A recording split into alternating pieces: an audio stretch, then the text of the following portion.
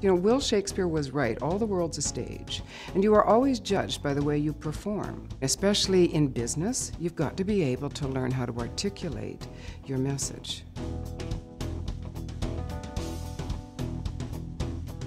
There are 3 points that are crucial to reducing your accent if you want to be presenting in English. And the first one kind of blows people out of the water.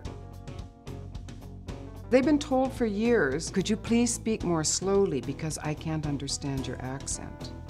And then I come along and I say, but guess what, people? Your accent isn't your problem. Let's take Jackie Chan. As soon as that man opens his mouth, you hear his mother tongue. And yet we understand him all the time, and he makes tons of money performing in American movies. Which takes us to the second point. The whole thing in accent reduction is to hear the music in the language. Because it isn't your accent that's the problem. It's that you're trying to speak my language in the rhythm pattern of your language, and I can't understand you. English is a beat-driven language. Everything we say can be drummed out. You've got to train your ear to hear the different musical notes, as well as how the beats, the rhythms. Practice this way, and in no time you'll be speaking in the same kind of melody as does Jackie Chan. The third point, particularly in English, and particularly in North American English, we do not speak one word at a time. No. We speak in sound units. Where's Bob? Bob is on the phone.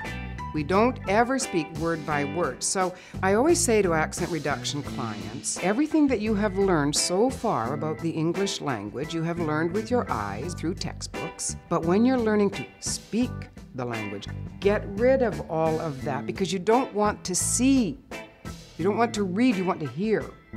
Because you see and read one word at a time, but we don't speak that way.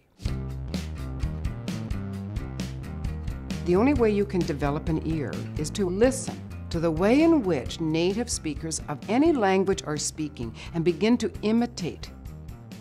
One thing that people can do right now is stop and start this video as you're listening to it and imitate everything I'm saying, because I'm speaking in standard North American rhythm patterns. Practice the music, and when you feel you've mastered that, go on to the next little phrase.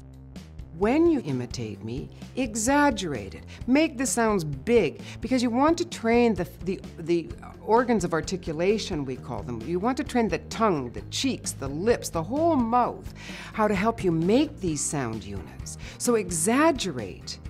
Tongue twisters. You can find tongue twisters everywhere on the internet. And when you say these tongue twisters, say them as if they mean something. Say, she sells seashells by the seashore. And say it with rhythm. It's more important that you have the up and down of the language than it is saying it quickly.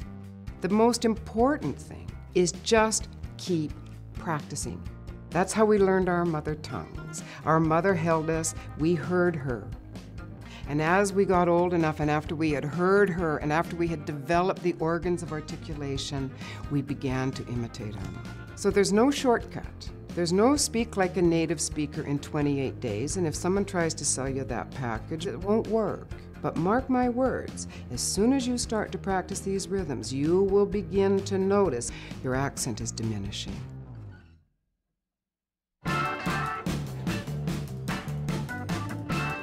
Fear of speaking is a common thing that everyone goes through. And so I decided that Toastmasters, give it a shot and teach myself to speak in public. My club, they said, why don't you go in competitions? And I didn't even know there were such a thing as competitions for public speaking. But then the bug sort of bit, and I really liked the sport of competing.